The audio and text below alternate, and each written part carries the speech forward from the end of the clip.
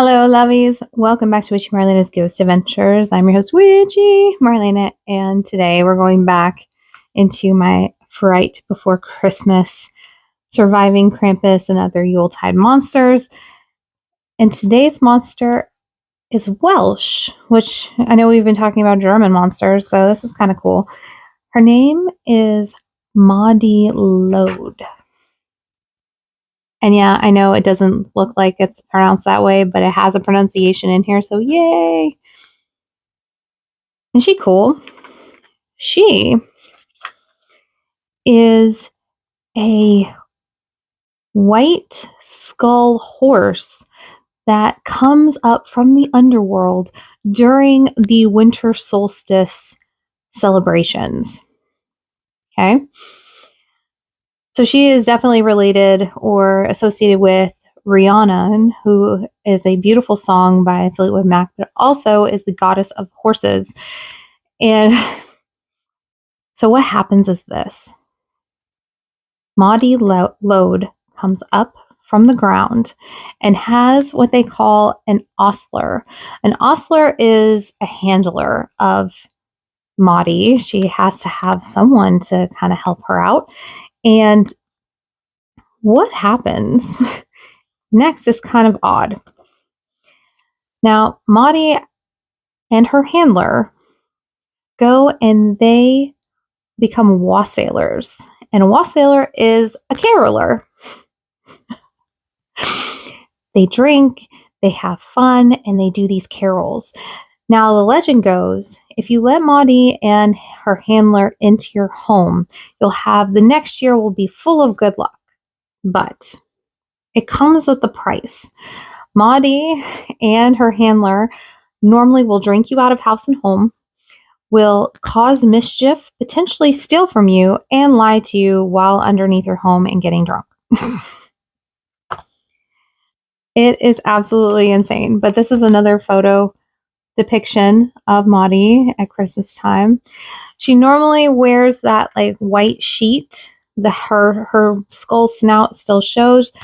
She has lots of ribbons and bells to know that she's coming. When I was reading about Motti, I learned a little bit about carol singers. Now, carol singers, I know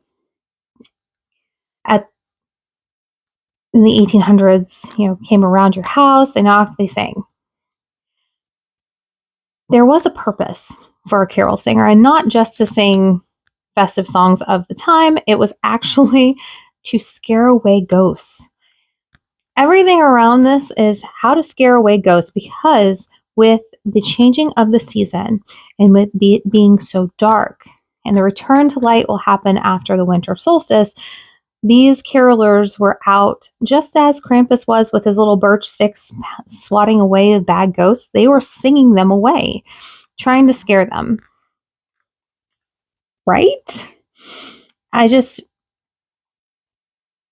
talked about how, because of course they made it out as this pagan belief, try to demonize it a little bit.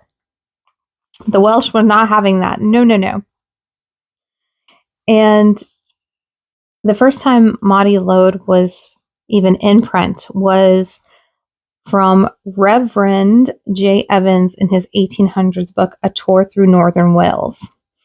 So it's cool that a reverend referenced Miy Load and gave her a little bit of her due, being that, of course, she's going and frightening people, but still having a good time getting drunk and stealing from people who were very nice to her.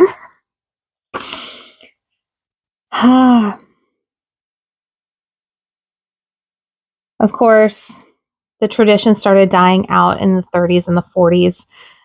And in the 1960s and 70s, Motti was pretty much at her low point.